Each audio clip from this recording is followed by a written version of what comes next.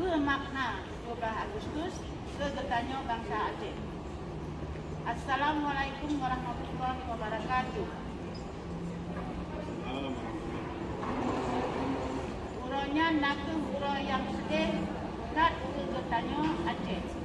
Uro malam uro yang hina sebab kat uro 17 Agustus nyatu uro Kegetanya Aceh kenang penget kenang tipel bak Indonesia bak uronya ke Soekarno ke nyata. Aceh kajut ke langit Indonesia. Terima kasih. Lawan 17 Agustus. Salam buat semua manusia kami Aceh di iPod. Hari ini Rabu 17 Agustus 2022 di Bandara Airport Copenhagen, Denmark.